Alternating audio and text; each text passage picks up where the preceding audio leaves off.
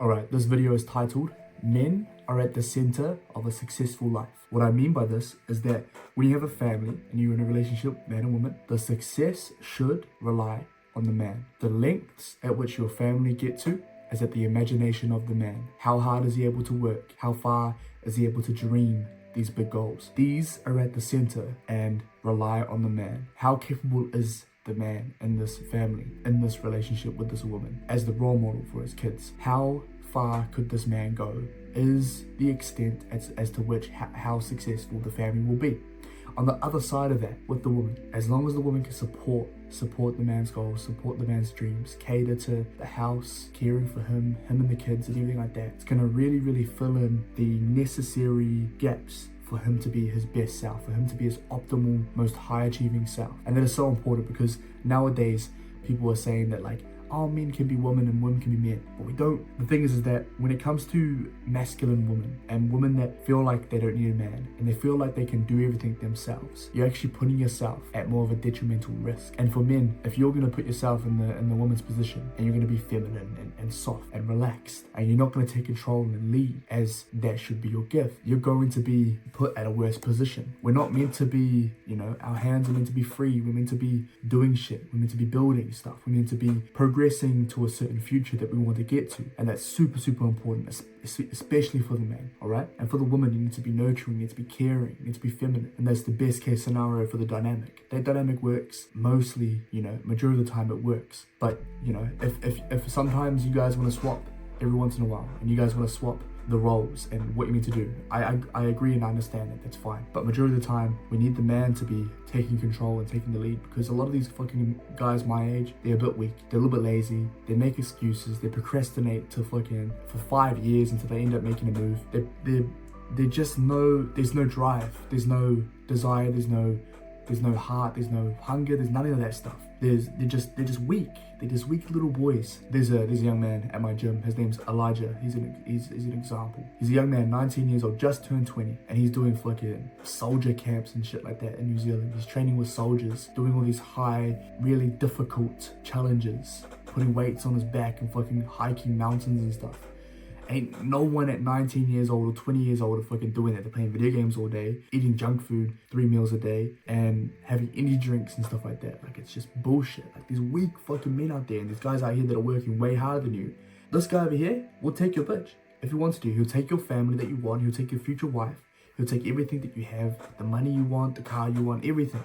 It's that guy's. It's the guy at my gym. That's his. Because you're not going to be able to compete with him because you don't do shit you don't want to do. He does shit he doesn't want to do all the time. And so there's a certain level of respect for people that end up trying to aim for success, end up trying to fucking strive for that. And the most important thing is that if you ever see men striving for better, trying, putting effort in, never ever put them down or feel jealous or feel envy. You should support them and you should want them to do better as well. If you have friendly competition, that's awesome too. You can then compete and improve yourselves at the same time. For the young men out there watching this video, this is for anyone, in their teenage years. I want you to realize that wherever you want to go, wherever your lifestyle desires are, how high you want to go are very important. And that's going to dictate where your family will go to. That's going to dictate what's normal for your son and for your daughter. It's going to dictate what kind of man your woman's going to be attracted to. It's just comparing you against other men. You are never ever going to lose if you are the one that's just better. If you're a better man than all the other guys, you will always be picked. You will always be chosen. You won't be left behind. You won't just get fucking cheated on and left because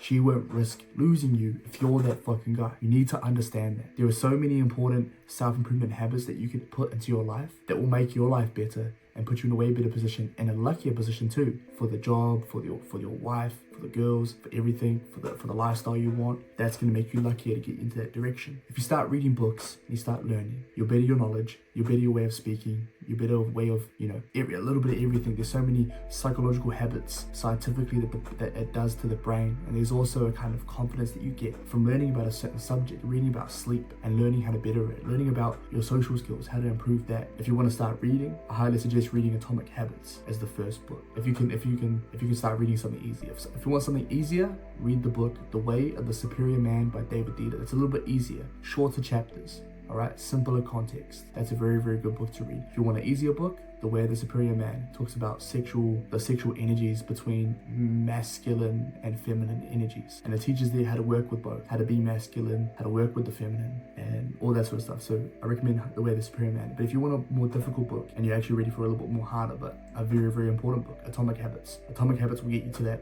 next step when it comes to even just incorporating reading into your lifestyle, incorporating the gym, incorporating certain things that you want to add to your life. Atomic Habits will be there. Later on, if you're going to read, I want you to read the book. It's very, very, very important that you read this book. How to Win Friends and Influence People by Dale Carnegie is one of the best books ever written. It's one of the most important books that any young man can read. I promise you the difference between someone who has read How to Win Friends and Influence People and someone that hasn't. You're going to incorporate tools in your life that nobody your age are going to think about.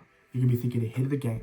And it's highly important that you incorporate this into your life. The doors that you open, the choices that you get later on in life. This book will teach you that. How to influence people is very, very important. Give an example. Today, I was at the gym and recently I referred one of my bros. And so I was expecting that I'd get 2 weeks free if I referred one of my bros. When I talked to the lady at the receptionist, apparently, I wasn't meant to get 2 weeks free. So I was like, what the heck? I thought I was meant to get 2 weeks free because I referred someone, you know? And I remember talking to the owner a while back and he goes, if you help us, we'll help you.